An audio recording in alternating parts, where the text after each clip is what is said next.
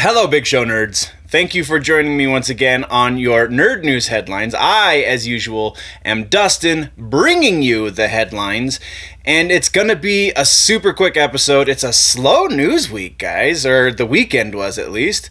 I don't know, I blame the coronavirus.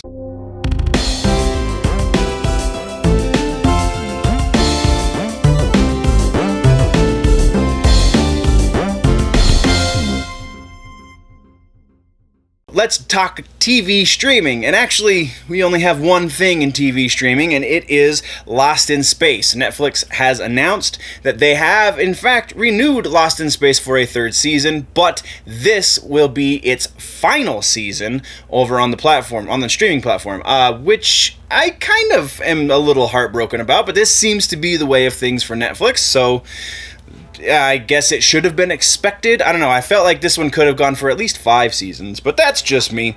That's all we have in TV streaming. It's a slow news week. So now we're moving over into movies, and movies, we've got a couple of things to talk about. First off, we have Thor, Love and Thunder. We got quasi-official confirmation, being as it's from one of the actors in the movie, that Christian Bale will be playing the villain for the Thor at Love and Thunder movie, which is kind of significant, I feel like. I feel like this is obviously this is his first comic book villain, not his first villain ever. I mean, American Psycho was a thing. Whew, brain almost just forgot the words. So yeah, but this will be a very interesting, who the villain is, we still don't know. So if the rumors of Christian Bale being a computer-generated character are true, then he'll be, I don't know, they could theoretically make Beta Ray Bill a villain, theoretically. Still have no idea exactly what to expect there, but as we get more news, we will be covering it. Also, we got confirmation from Vin Diesel that we will be seeing some of the Guardians of the Galaxy in the new Thor movie. So yeah, not that that's really shocking, but it's fun to talk about. So, moving on, we are talking next about Sonic the Hedgehog. This one comes from another actor attached to the movie, James Marsden, who was the live-action lead, I guess you could say, from the movie, is saying that he has signed a contract for multiple sequels. He wouldn't go into specifics for how many sequels he signed up for, but he did say it's basically as many as they want to make. That was his way to get around the NDA. So we are at least getting 1, probably 2, maybe even 3 sequels, or a spin-off along the way. I bet we get a Tales spin-off associated with this franchise because of its popularity from the first movie. So that's all we've got there. Next, we're moving over to Spawn, and hold your breath because, don't hold your breath, I guess, because the rumors are not true, and the rumors, we were going to get into the rumors on the rumor mill, but then comicbook.com came out and said, oh, no, we've got sources that say legitimately it's not the thing you're worried about. So the rumor was, because Todd MacFarlane said they lost an Academy Award-winning guy from the project, and that Academy Award-winning person had a lot of backers, people signed on. Well, if he's attached to it, then sign me up. I'll give you all my money.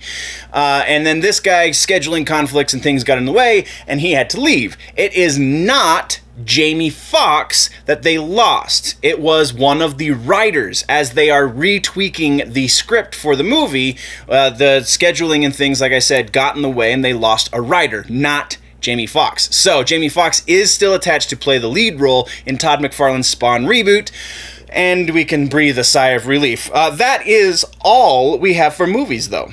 Now let's talk rumors, and rumors is equally as short as everything else in this episode. Like I said, slow news week. So first and foremost, we have the Mad Max Furiosa prequel movie.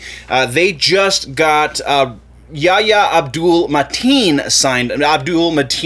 II, I suppose I should say, is his proper name, and you say people's names, right?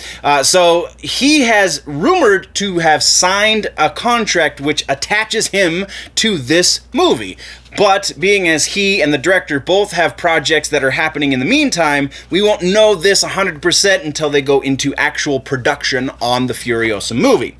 And also, there is another rumor attached to this, so this is a twofer. There is another rumor attached to the Mad Max Furiosa movie that they might have to recast Furiosa. Charlize Theron, however the heck you're supposed to say her last name, potentially is not returning to the title role. So, very interesting the direction they could be taking this. But that's what we've got there. And then our only other rumor has to do with Space Jam 2, the LeBron James fronted 20 plus years in the making reboot movie, sequel, whatever it's going to be.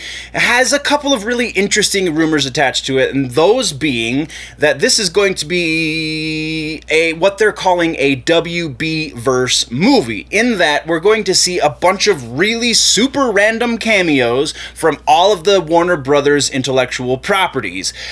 Specifically, the rumors started with The Mask, who is apparently, according to this rumor, going to be playing the referee in the movie.